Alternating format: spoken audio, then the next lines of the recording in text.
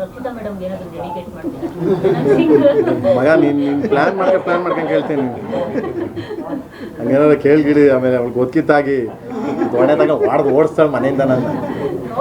ಹೇಳ್ತಾ ಇರ್ತೀರಾ ಸರ್ ಇದೆಲ್ಲ? ಇಲ್ಲ ಫೋನ್ ಮಾಡಿದ್ರೆ ಇವಾಗ ಎತ್ತಲಿಲ್ಲ ನಾನು. ಅಲ್ಲಲ್ಲ ಅವ್ರಿಗೀಗ ಏನಾದ್ರು ಅವರು ಕ್ಯೂಟ ಕೋಪ ಮಾಡ್ಕೊಂಡಾಗೆಲ್ಲ ಈ ತರದೆಲ್ಲ ಹಾಡುಗಳು ಇಲ್ಲ ಮಗನೇ, ಆ ಥರದ್ದು ಅದು ಇದಿಲ್ಲ ನಮಗೆ. ಕ್ಯೂಟಾಗಿ ಯಾರು ನಮ್ಮ ಮೇಡಮ್ ಕ್ಯೂಟಾಗಿ ಕೋಪ ಮಾಡ್ಕೊಳ್ಳೋದ? ಆಮೇಲೆ ನೋಡಿ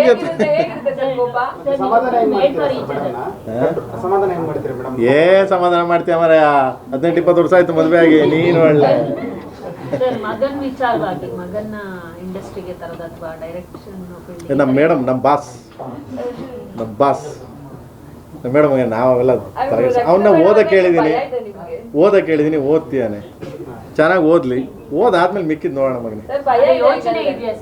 ಯೋಚನೆ ಇದೆಯಾ ಗೊತ್ತಿಲ್ಲ ಮಗನೇ, ಅವ್ರವ್ರ ಹಣೆ ಬರ ಅಲ್ವಾ. ಸೊ ನಮ್ಗೇನು ಗೊತ್ತು ಕದ. ನಾನು ಎಲ್ಲೆಲ್ಲೋ ಎಸ್ಕೊಂಡಿದ್ದೆ, ನಮ್ಮ ಹಣೆ ಬರ ನೋಡು ಮಗ ಬಂದ್ವಿ ಅಲ್ವಾ.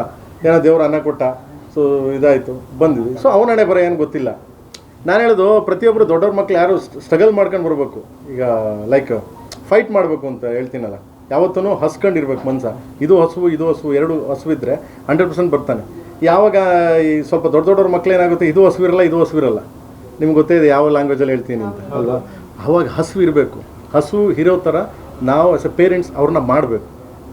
ಪ್ರತಿಯೊಂದಕ್ಕೂ ಹೇಳ್ತಾ ಇರೋದು ನಾನು, ನಾಟ್ಲೋಕೆ ನೇಮ್ ಇರೋ ಮಕ್ಳುಗಳಂತೆಲ್ಲ ಪ್ರತಿಯೊಬ್ಬ ರೈತನ ಮಕ್ಳಿಗೂ ಹೇಳೋದು, ಪ್ರತಿಯೊಬ್ಬ ದೊಡ್ಡ ಮಕ್ಳಿಗೂ ಅದನ್ನ ಹೇಳೋದು. ಹಸುವಿದ್ದವನಿಗೆ ಗೆಲ್ಲಕ್ಕೆ ಸಾಧ್ಯ. ಇಲ್ಲ ಅಂದರೆ ಏನು ಮಾಡೋಕ್ಕಾಗಲ್ಲ. ನಮ್ಗೆ ಹಸುವಿತ್ತು ಮಗ, ಊರಿಂದ ಉದರಂಗ ಬಸ್ ಹತ್ತೋಗಿ ಬಂದ್ವಿ ಒಡ್ಸ್ಕೊಂಡ್ವಿ, ಓದ್ವಿ, ಬಂದ್ವಿ, ಅಲ್ದ್ವಿ.